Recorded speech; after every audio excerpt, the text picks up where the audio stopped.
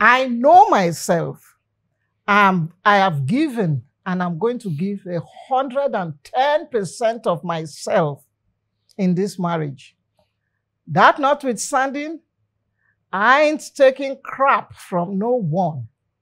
And when I get married on Thursday, as we've gotten married today, and you offend going beyond the pale, I'm not talking of ordinary, are you crazy, don't be mad type of offense. I'm talking of going beyond the pale offense on Sunday. I'm checking out on Monday. I take a long walk. I know I'm putting in everything, but be warned, I'm not one of those women who is sitting in a bad marriage. I'll take a walk. That was the most notable thing. And everybody laughed. We all laughed. And here we are today. I'm 73 years old. My husband is 78. Soon we will knock 80. I didn't take that walk. Hi, this is Rosalind Umar. And I'm Abdul Talib Umar. And this is Paul's Fun Facts. Do you want to start? Or should I start? Ladies first. All right. How did you know I was the one for you? Oh, that's very easy. The first time I met you, you sort of just blew my mind by the way you talk. I think that was the most important. I remember telling you, oh, you must be fun to be with. Oh. I remember the word. Was I in the fashion industry? Oh, no, okay. Oh, that was your outfit, you know, when we met. And I just simply asked her, oh, are you in the fashion industry? Because most Nigerians don't really dress, you know, for weather when you are going to Europe or something like that, you know. We met on a flight to London in the dead winter. And I was all booted up, knee-length boots, winter clothing with a fur jacket. And he just couldn't believe. He didn't even think for a moment that I was a Nigerian. And then until you came to my apartment, and that was when you knew I was the one for you? Yeah, that's about right. What was the most irresistible thing about me that made you say, I do? At the beginning, there was absolutely nothing irresistible about you, as far back as I could think. But slowly with time, what struck me with you was your persistence. And I always had a lot of fun and laughter with you. There was this feeling of abandonment, of joy. And you from the get-go, you were a friend. I could laugh with you. I could be myself, my true self, and not hide behind a facade. And your acceptance of my, in quotes, wildness, because I was like a category 3 or 4 hurricane storm in my younger days. But you accepted me, what's and all. That was what I found irresistible about you. Can you describe the outfit I wore on our first date? Oh, that's very easy.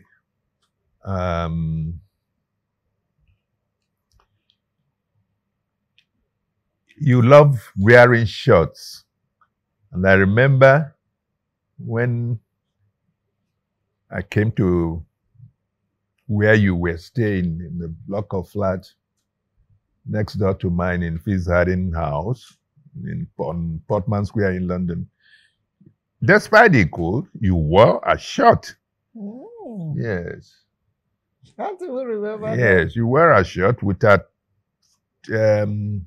something like a woolen, what do you call it, sweater? No, something. I used to love knitwear tops. Knitwear top, yeah, it was with a knitwear top. Something. Okay. Okay, yes, over to you. What are you most grateful for about our relationship?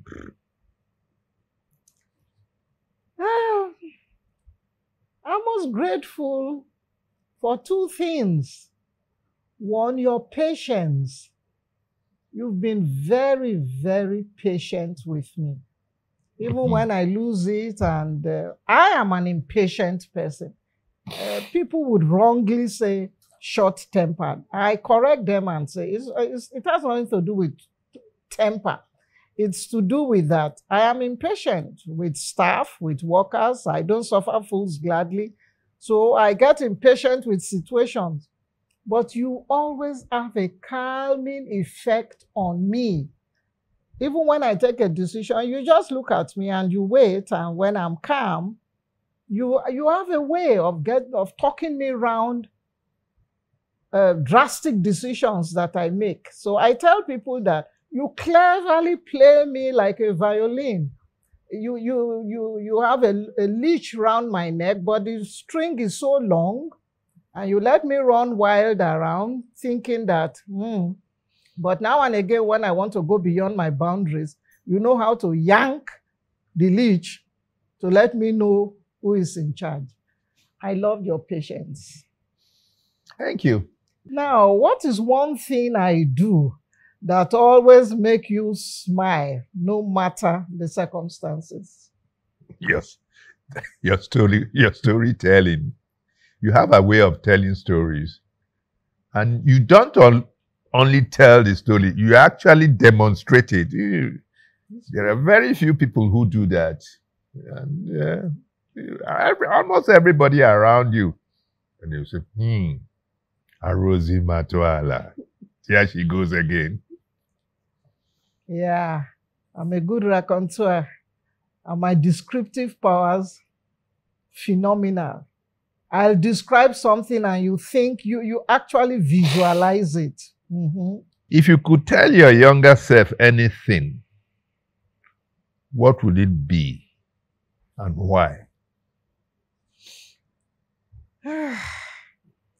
That's rather complex to answer, because if I'm to tell my younger self, what would it be? There are so many things I could tell my younger self. One or two of which I've mentioned before. I would tell my younger self not to have gone to the university to read law, because I don't like law. I still don't like law.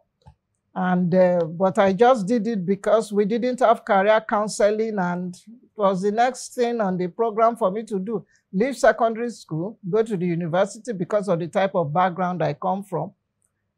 So that, I would say, is something I wouldn't have done today. That was one thing I did as a young person that I didn't like. That's about the only thing. I worked briefly for about 9 years as a lawyer, boring, uninteresting work, but then I did it, and later on found my niche as a businesswoman. So my regret is that I went to college to read a course I didn't particularly like. Yeah, most unfortunate. If you would describe our relationship with a song, what song would it be and why? You love songs. I do. It must be Whitney Houston's I Will Always Love You. Oh, dear. And why? For what you are. Simply for what you are. The lyrics and... Oh, the lyrics, it's easy now. Yeah, I will always love you for all the things you do. Ooh, I'm touched. You're so romantic. In what two ways has our love challenged you to become a better person? In what two ways? Has our love challenged you to become a better person? In what two ways? It shouldn't be two ways. It should be in what ways? Because there must be 10, 20, 15. I've spent the whole period of our marriage always telling my husband, you are a better person than I am. I mean, it isn't that I'm evil, but my husband is a good man. He is sympathetic. He feels for people. to some extent, it annoys me because I say, you are a people pleaser. He inconveniences himself to please people. I don't. I won't. IBO. That's my initials. I before other. Particularly now that I'm old. But when I see how gracious and tender he is in many respects, I tend to copy him. He is a loving father. He's a very good father. And if anything happens in this family, all the children, and we have 10 blended, we have a family of 10 children, blended family of 10 children. They would always be on my husband's side. They will support him. So he has a more leveled approach to things. He's not impetuous and he's not impatient as I am. And I've tried to emulate some of your good points. I think it's in that respect I would say you've influenced me. Good. What is your favorite memory from our wedding day? Oh, that's obvious. At the reception, was it, what were you were giving a making a speech or something? Oh. You were making a speech. Something I wanted to say. Said, yes. We are married today. If, let's say today's Wednesday, we went to the registry and then something happens on Thursday, you would just say, I made it longer, Sunday. oh, you said, okay, Sunday, Wednesday, Thursday, Friday, Sunday, anything happens, you're out. I said, oh, this is interesting. So you mean you will get married on a Wednesday, by Sunday something happens, you are leaving. Okay, we'll see how it goes. Let me elaborate on that. We did get married on a Thursday, and we had just a small reception for about 20-25 people in a restaurant. And we were called upon to make a speech. I don't know if wives make speeches at their weddings, but I did. And I stood up, and mind you, all those of you will come out at what I said. I already said that I was a Category 4 hurricane storm. And I stood up and said, I know myself. I have given, and I'm going to give 110% of myself in this marriage. That notwithstanding, I ain't taking crap from no one. And when I get married on Thursday, as we've gotten married today, and you offend going beyond the pale. I'm not talking of ordinary, are you crazy, don't be mad type of offense. I'm talking of going beyond the pale offense on Sunday. I'm checking out on Monday. I'll take a long walk. And it will be only a scandal for 7 days because something more scandalous would happen after that and nobody will remember our story anymore. So I know I'm putting in everything, but be warned, I'm not one of those women who will sit in a bad marriage. I'll take a walk. That was the most notable thing. And everybody laughed. We all laughed. And here we are today. I'm 73 years old. My husband is 78. Soon we will knock 80. I didn't take that walk. I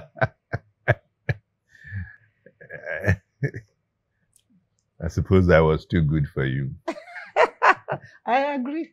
If you could relive any year of our lives together, which would it be and why? If you could relive any year of our lives together, which would it be and why?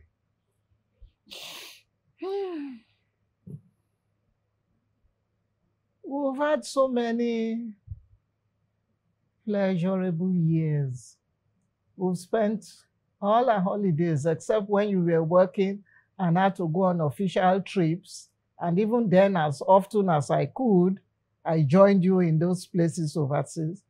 But since retirement, virtually in the last 30 years, both of us have always traveled everywhere together, in the country, outside the country. But in our earlier years, before children and responsibilities and too much school fees and working hard to make enough money came into the scene, I think I remember a long holiday we took. We went to New York, we went to Mexico, we went to Caracas in Venezuela. We went, Yes. we were in Acapulco. Acapulco, yes. Those were free. We had no responsibilities. Freedom to just have fun. Rate of exchange was reasonable. You didn't have to have much money. We were not rich. We didn't have monies as such, but we were comfortable. We could afford our flight fares. We could afford staying in good hotels. That I can't remember what year that was because I have problems with numbers. But that year and then another year, which was just about maybe 8-9 years ago in New York, when our daughter paid for us to go to watch the US Open Grand Slam. And we went, and we do love tennis. My husband loves tennis a lot, and I learned to love it with him. And we went, and it was live tennis we were watching. Those are the two occasions that stands out in my memory. In addition to that, I remember during our trip to Mexico, we were on our way back to the airport to go to Venezuela or something. And the taxi driver who took us to the airport, when we had, of course, we had agreed on the amount to be paid. And when we got to the airport, the guy said, "Oh, we should pay him more." And I said, "Why should we pay you? We've agreed on what you should be paid." Oh, he said we should pay more because he was speeding. And if he had been arrested. And I said to him, "But you were not arrested." You were not speeding. That was quite an interesting holiday. But to relive a year, I must not forget the year we almost lost it all in the stock market. That was a very bad year for us. I don't want to mention figures, but we lost quite a lot of money during that year. It's not a year that I will easily forget. You remember? Yeah, the stock market crash. The stock market crash. It bankrupted us. It wiped everything we had in our life. We were wiped out clean. What is something you would like us to accomplish together? Oh.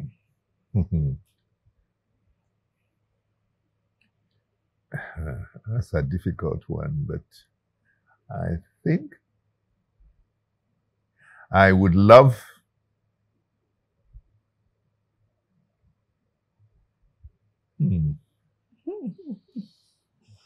Yeah, that's difficult to accomplish so that in our lifetime.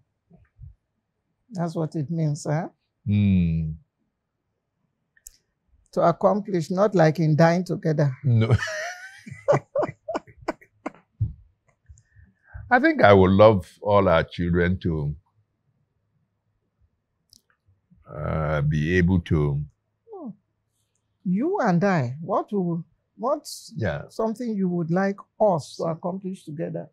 Well, we would both like to have our children all succeed and be on their own.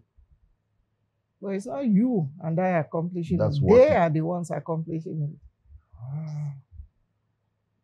What can both of us accomplish now in our old age? I wish we could sell where we are staying now, buy a 2-bedroom flat, move in there, and as usual, have no domestic servants, and then feel free to travel in a ship, a Caribbean cruise, 6 months in the year, and just be the two of us, marking time towards extinction, because we are the departure hall of life now. That's what I would want us to accomplish together. No, I agree with you on that, but I think both of us will be much happier if all our children are able to settle down. We may not be responsible for their settling down, but I think I will be happier if they do, and it will be to our greatest happiness if such happens. And that's what I'm thinking about.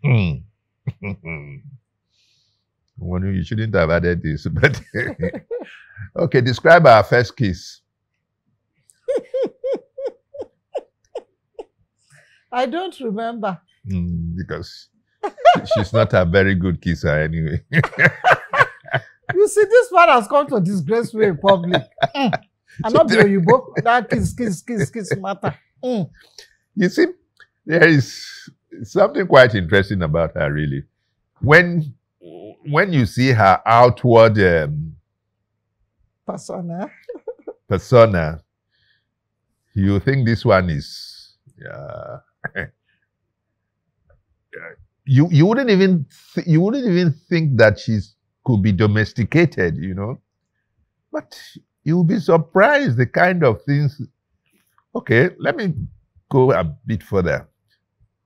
I remember at home when we were still dating and cutting. Anytime I go to her house, she's wearing high heels, even in the kitchen. And I said, what is wrong with this woman? Most people mistake her outward look for what she's not.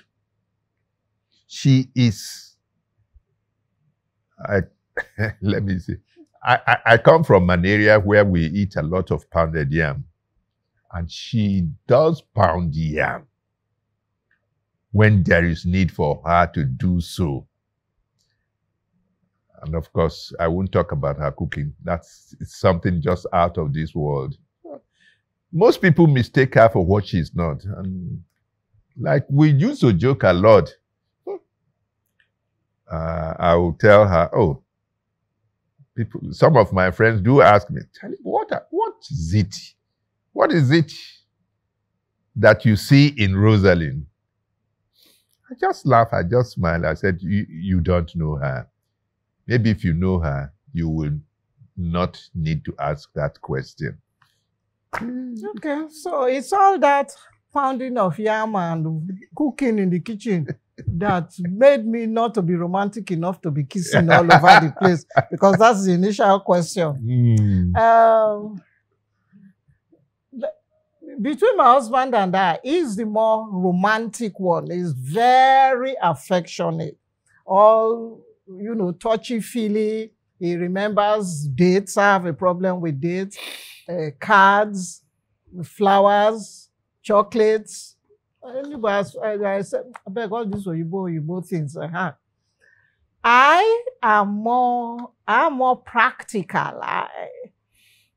My appearance, like he says, doesn't really say what I am. There, most of the time, you see me looking very glamorous, very sophisticated. But back home, I'm pounding yam, I'm cooking in the kitchen, I'm washing the bathtub, I'm scrubbing the floors, I am mopping up, I am working 24/7. I don't have time for all that romance. Have you ever had any I am done moment in our relationship? And how did you handle it? Well, that's I don't think I've had that moment. I don't think I've had that moment because I happen to know you very well. You will rave and rant and shout and, within me, I just smile and say, this one. Give her some few days, she'll be back. You forgot to mention the haste with which I pack my pillow and clothing and move to the guest room. Oh, yes. Oh, she does that all the time. Lakeru. That was my nickname. And there is nothing my husband dislikes as much as that. My husband believes in a couple should share a bedroom. A couple should share a bed. A couple should do everything together. And there are bound to be misunderstandings in every marriage. And so when there are misunderstandings, even if you are not talking to yourselves, even if you are keeping malice, and is the president of Malice Keeping Association, Don't know about yeah, that. after you give yourself some time and then you solve it. I walk away. It's true. I could like move to the guest room because there is so much mutual respect between us. I don't want to be rude. I don't use abusive language with my husband. I don't insult him. And I don't like to talk to him in the heat of anger. So I get out of the scene. But like a day or two later, I then come back when tempers have cooled, and my go-to medium is dialogue. I now sitting down and say, look, Talib, you know what happened 2-3 days ago? This is my take on it. I believe very, very much in talking over things and mending whatever cracks has been in the relationship. So, in that respect, but that I'm done moment. Maybe I've threatened. He has never, ever, in the 42 years that I've spent with my husband, courting, dating, marriage, he has never. He takes his marriage vows seriously. I take mine too, but, well, I'm a woman, so women are temperamental. You must do some shakara too now. So it doesn't take me time to say, I'm off. If I have to see my lawyer, I can see lawyer. I'm forever seeing my lawyer. He doesn't pay any attention to me. All I do is just laugh. It's those moments when this lawyer talk is getting too much, then he yanks that leech I was talking about to say, sit your ass down there. And I wait to be petted and cajoled into, okay, it's not that serious now. But all in all, we've had quite a stable relationship. What was the most unexpected thing you learned about me after we got married? What was the most unexpected thing you learned about me after we got married?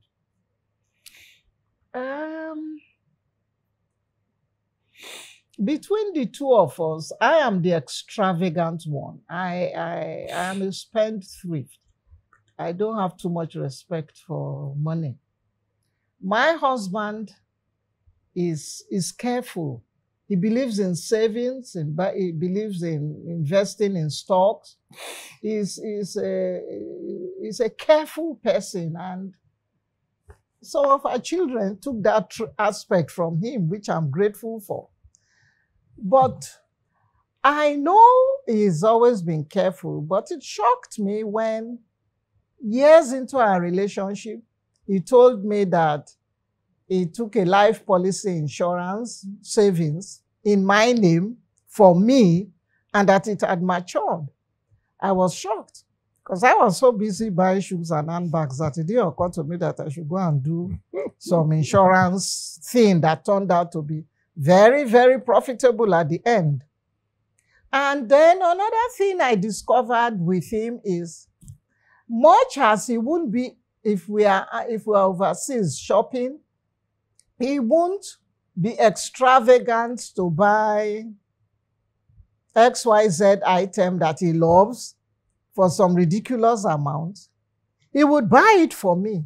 And he would encourage me if I walk into a shop and I say, wow, look at this item. It's beautiful. And I look at the price tag and I say, oh, it's too expensive. Does it cure cancer? Why should I spend so much amount to buy this top? And he would say, buy it, buy it. I said, no, it's too expensive. And then we walk away. And my husband will surprise me a day or two later. He would rather let go of things he would have bought for himself and go back to that shop. He knows my size and buy it. So when I found out that he makes sacrifices for me, I was quite surprised because I've never had it that good, and that surprised me. To be honest, I spend my money mostly on buying CDs, or rather, when of course, vinyl records, LPs and all that. I'd rather spend my money buying such musical things than go to shop and buy expensive clothing or something. But mark you, I do have some fairly good taste for good things. In fact, most of the suits I bought when I was working, I can still wear them today and they will be current. But I don't hesitate to spend money buying musical records, I remember when we moved to this house, I discovered that I had so many of these LPs. And I just said, nobody is playing this kind of thing anymore. We moved on to CDs. So I just packed all the LPs, put them in about, I think, 12 boxes, and gave them to Classic FM radio station. So if you are listening to Classic, it's likely that you'll be listening to some of my records that I gave them. Now we are in the era of, the era of CD is almost also gone too. So I don't know what I'm going to do with my CDs next. The last time I went into a shop, I was looking for a replacement for the home theater, musical Samsung home theater. When I went into the shop, the sales girl said, "Oh, Daddy, nobody uses play CDs anymore." I said, "What do they play now?" He said, "Oh, there's something called a sound bar. You connect it via internet. You can get music from YouTube." I said, "Okay, I'll try and go and learn about that." As I'm talking now, I still haven't bothered to. So bottom line, you'd rather spend your money on music in those days than the things I was spending money on. So and the insurance she talked about, it wasn't here in Nigeria. So that's what made it very profitable for her. If you were to give one piece of advice to young couples today, what would it be? Patience. Patience, that's all it takes. And you have to learn how to forgive. You forgive yourselves for any mistakes that both of you make. I think most importantly is patience. You have to be patient with yourselves. It's as simple as that. I agree with him on that. Patience, forgiveness, and try to curb your tongue. Don't talk in anger, because words are like eggs. When they fall and split and the yolk comes out, you can't pack it back into the shell. So when you use some foul language, when you use some painful language, you can settle later, because words alone doesn't break up a relationship. But it rankles. It will always be there at the back. That's why when I have a disagreement with my husband, I walk away, because I don't want to start using a language that I will regret later. No. So curb your tongue and hold on to your temper and not use abusive language. Ask me any question you've always wanted to ask me. You women, you talk a lot. What question have I ever wanted to ask me any question you've always wanted to ask me. I know everything about you. So there is no any question that I want to ask you. And even if I want to ask you XYZ question, you won't tell me the truth. Who is your present girlfriend? You are not going to tell me. Do you have children in Ghana or Nairobi? In You will Kenya. not ask, you won't answer me. So why will I ask silly questions? No, there is no question that. Anything else, you are above board to me. We know. We both know our telephone passwords. We know our account passwords. There is nothing. No, there's no question I want to ask you. There's no question I want to ask Good to hear that. Describe me in 3 words.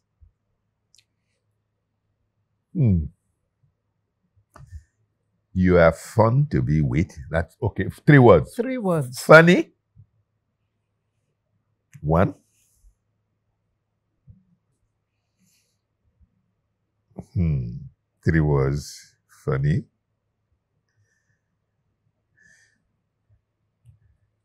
In a way. 3 words, not storytelling. Okay, Encompass one that you will always say, never a dull moment. What would you call that in 1 word? Funny. Funny. Fashionable. And exciting. And very exciting. To be with. 3 words. Exciting, funny, fashionable. If you could describe our love in 3 words, how would you describe it? If you could describe our love in 3 words, how would you describe it? A beautiful and sublime journey.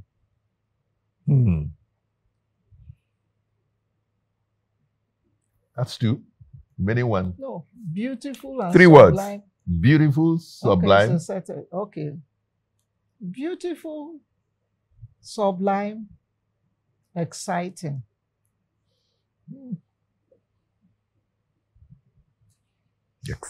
Exciting both ways.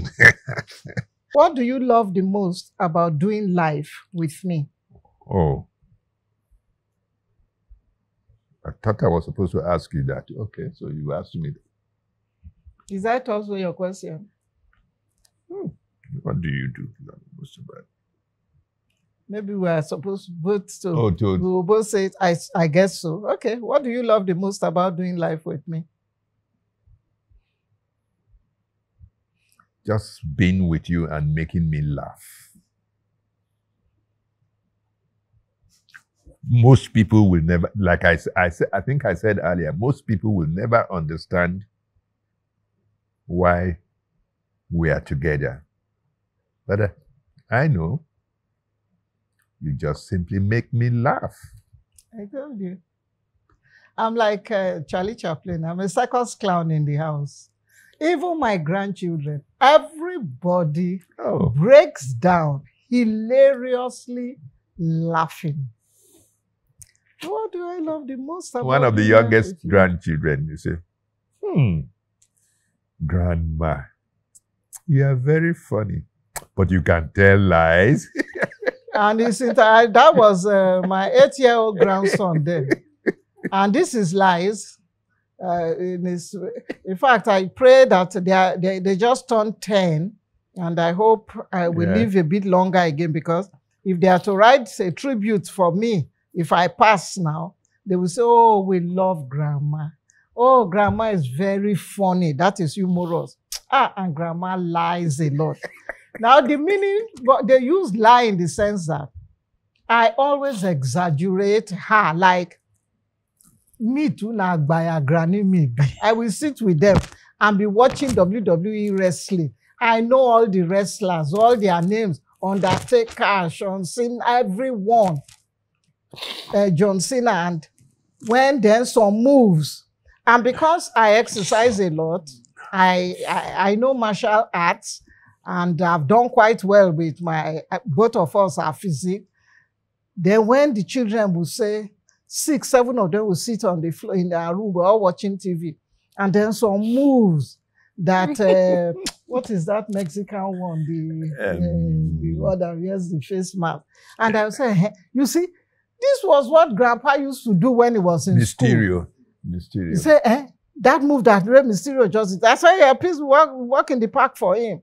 Then the female ones, when Ronda Rousey will do one, I said, imagine, if not my niece. You know what Ronda Rousey just did? That was what I used to do too. So, because they were very young then, they would look at me skeptically, look at Grandpa. He respects himself. He doesn't talk all this nonsense with them. I'm the one always, and they'll say, Grandpa, is it true? The stock question in this house, anything I say, even when the sun is shining, Grandpa, is it true? Because Grandma said it is raining.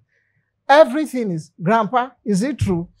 Because I come down to their level, I give tall tales, exaggerated stories, and then they will be spellbound.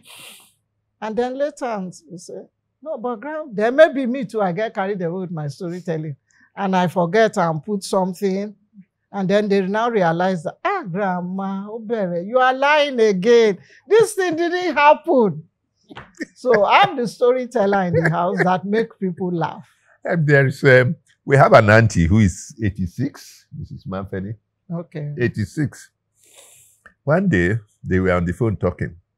And my wife said, went on about how our 86-year-old auntie's husband, what was it you said? You said, you saw him, blah, blah, blah, and that he has just bought a car for... No. Like I said, I always interrupt when he's telling his stories. He's not a good storyteller. No, she wasn't 86 then. She was much younger, but she was like in her 70s. And then she came, and me and we'll say Fabu, but really I'm just pulling your legs. I said, Auntie, I said, if you know the things that I heard about Uncle. He said, really? What did you hear about him? I said, Uncle is keeping, he has a mistress in so place, Surulere. I will even call the street and address, number 16, Bode Thomas. You see that useless man? I said, yeah, so I'm still making inquiries to find out more details. But recently, then I will go on. The more I talk, I'm padding it like I'm writing a novel. And there she is, adjusting herself on the chair to listen. You can see the body motion already, movement that I fire today when I reach out. And then me too, this is where I now lose it. I now said, instead of me to stop that story there, I now said, do you know that he bought a car, a Toyota car? Maybe I try and get the plate number and give at that point. At that point, Rosalind, now what for you, Sha? I said, waiting. He said, you see, my husband is so stingy. Even to put your money down for house, then he can go buy a car. You see, I believed all the story you were saying until you got to that point that you said he bought a car for her. He's he won't even buy a bicycle, let alone Okada. My husband not get any girlfriend for go look for another story, make you talk now lie. Those are the kind of things that our grandson. So these are the stories that I will now tell our grandson or our grandchildren, and then they will talk. Say, Grandma, you are funny. So what do you love the most about doing life with me? What do I love the most doing life with you? You bring peace and calm to. He has brought peace and calm to the home. I'm like a tempest. I'm very vivacious. I'm very dramatic. Okay, we both have this habit of playing Scrabble. And it's not just playing Scrabble. We are addicted to playing Scrabble.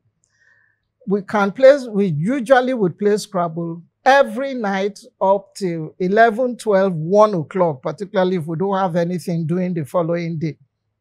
So we are Scrabble fanatics. I have 5 children who live in the States and Canada. We have a big board, the 200-piece Scrabble game, in all their homes, untouched until when we go visiting. In our home here, we have in our bedroom, so that we don't carry it up and down, we have it to play wherever we go to. When we had our homes in Okene and in Warri, we had Scrabble games there. So we sit, we play Scrabble. I got to learn, and this is one thing there was a question, Oh, I skipped that. One piece of advice, young couples that I forgot to mention. And let me go back and put No, you that asked me because, a quick yes, question. when I put in patience and curb your tongue, is spouses should develop an interest in each other's hobby. When I met my husband, he was into many things that I hadn't the faintest idea and or interest in. Tennis being one of them. I studied tennis like I was studying for an examination in school. I read about it. I started watching it. I started asking for explanation. Oh, what's an ace? What is the backhand? What is forecourt? What is top spin? Top spin.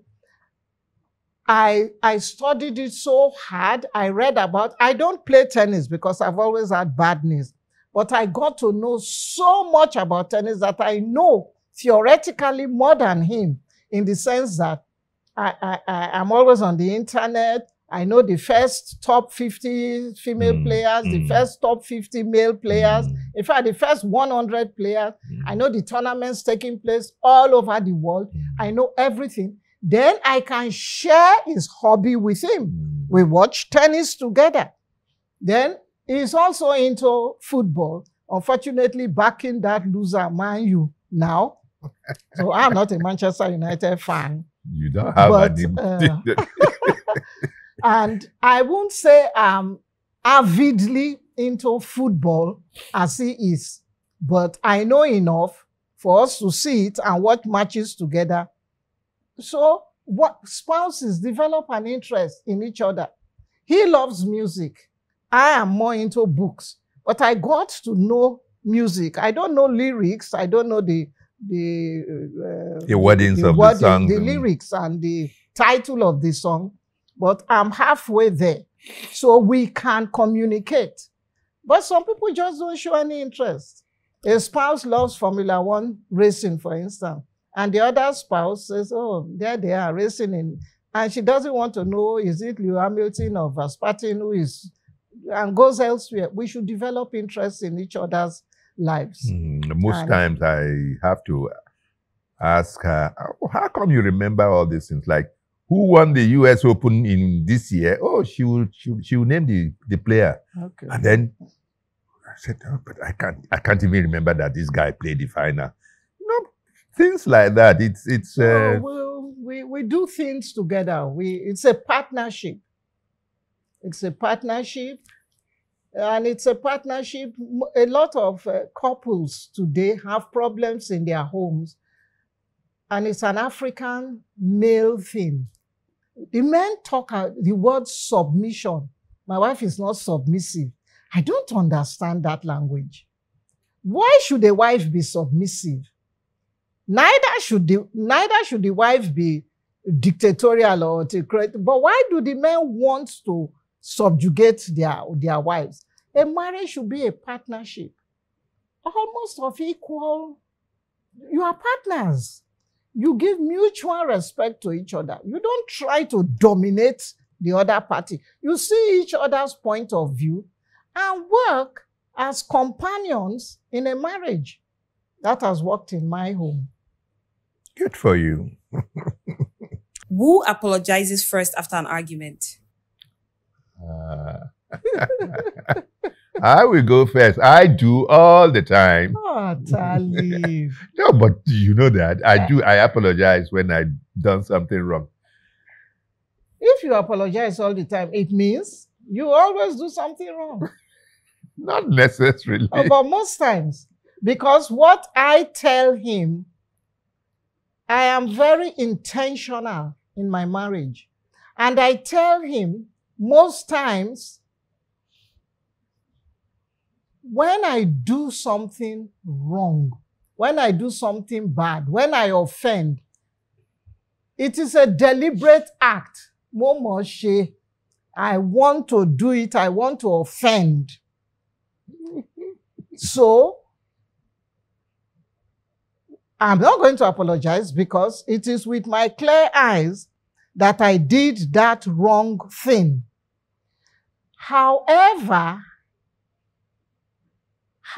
intentional I have been, There are times that I can offend. I do offend. What is the word to use now? Inadvertently. Unknowingly. Unknowingly. And then it comes across that my husband is hurt. And it was really, I didn't intend to. When I offend unknowingly, inadvertently, I don't hesitate to say, I am very sorry. But those ones that I've done deliberately, and then he is angry and he challenges me, but Rosalind, didn't you see that I was angry that time and you didn't? I said, yes, I did it deliberately. I know you will be angry and I wanted you to be angry. So I am not apologizing. Is that not the situation where I don't apologize? Who is most likely to forget important anniversaries? Me. Strictly because of one reason. My brain is not wired for dates. I don't even remember my birthday. I don't remember my children's birthday. And I've never known the numbers of my cars. So I have a mental issue. Not because I don't love to. I have a mental brain problem with numbers, figures. Who takes longer to get ready in the morning? She does. Oh, Talib, don't say that. You do? And when I get angry, you say, oh, but I've been doing this, cooking, No, I'm doing that. She doesn't mean that. No. You mean dressing. Getting ready. What is getting ready? We have an outing or something. Talib, who takes longer getting ready to get dressed for an outing? You. Not my cleaning, my doing, you know, the first 2 hours I spend doing house chores. Okay, so that makes you late. No, that's not.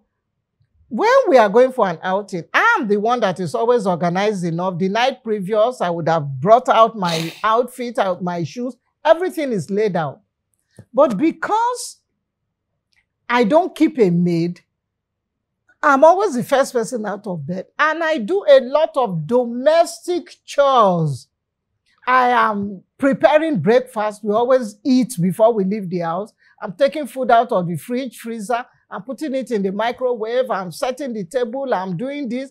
I always have so many things. But in the actual act of wearing my dress and my shoes and getting myself ready, it doesn't take me 15 minutes because I don't have any hair. I don't do anything. I just brush my hair. I don't keep nails. I'm very indifferent to my physical appearance. I just put a lip gloss, no makeup as such. So I really don't waste time. No. Who is the stricter grandparent? Who is the stricter grandparent? Who will you say?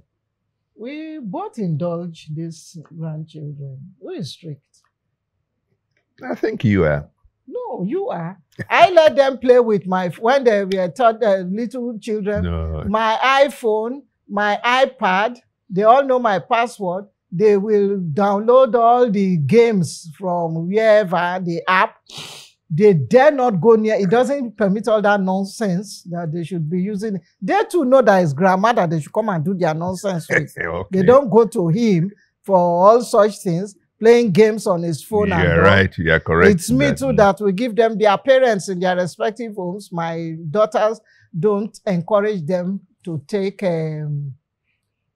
sodas, you know, Coke, Fanta, or minerals. It is me. They'll Grandma, can I have Fanta? All the things that they don't try in their house, it's me they come and try it with. Grandma, we want a midnight. Oh, no, I think I'm the softer one. He's the stricter one. Who is the bigger baby when sick? When sick. Who is the bigger baby? When sick. So who's the one who acts like a baby when sick? Oh. I think we've both been lucky in the sense that we've not really been plagued with illness. I, in particular, I rarely fall ill.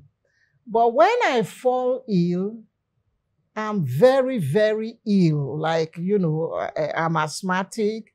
And but even no, I think he is the bigger baby because I take a lot of care. I tend to him. I am all over him because even when I'm ill, however, I remember I was ill on admission with an asthma attack, and I even discharged myself to come home and then go back, trying to see to his needs, his food, what he will eat, because he's not domesticated, he's not good in the kitchen, and I'm all concerned. Even in my sick bed, I'm still trying to say, oh, have you brought out the stew? Put the rice on the fire. We manage and go to the kitchen and check on what he's eating. So I think I'm stronger when any one of us. So I'm the baby. Mm. Yes, you are. Who eats more? We, by gender definition, constitution, he eats more. But generally, considering how good a cook I am and the vast variety of food in our homes, we are both not big eaters. My husband eats modest portion, and I eat very modest portion. So neither of us, we just eat enough for what a female and a male with average appetite would eat. Who is most likely not to want to do any chores in the house? I am. Because I have told her several times, please get a house help. So she says, no, house helps reduce your life by at least how many years? I said, okay. For the benefit of those watching, don't mind you. You can't do anything, kaka. So I am the designated maid in this house. I work from morning till night. And the only work he does, this is the muscles around his mouth. Well done. Well done. Well done. I said, don't you even get embarrassed? This is well done. You've told me well done. How many times? You said this only yesterday. Yes, now. You go, they look football, they greet me 110 times. Well done. Who is most likely to win a Scrabble game? To win a Scrabble game. Oh, it depends. Most of the time she does. Most of the time she does. All right, so we'll play another segment now. This segment, I'm going to ask you some questions and you can only answer with one word. So if you say more than a word, you've out. Gotten it wrong. No, we keep playing, but you have to answer with just one word. Are you ready? Okay. Okay. One word. How are you today? Fine. Good. What did you have for breakfast? Nothing. How did you prepare it? Nothing. What does family mean to you? Family. Love. What does love mean to you? Affection. Affection. What is your greatest passion in life? Reading. Music. How do you handle failure? Equanimity. What is the most rewarding aspect of keeping fit? Strength. Healthy. What do you think about artificial intelligence? Nothing, no idea. Overrated. How do you want to be remembered? Good. Wonderful. Well, we've come to the end of Paul's fun facts. And those watching, particularly my fans, I hope you enjoyed it. That's a lot of banter and information facts between my husband and I. And whatever aspect of our lives and the answers that would apply to you that you find applicable, I sincerely hope that it will bring some satisfaction to your life. It was fun sharing this program with you.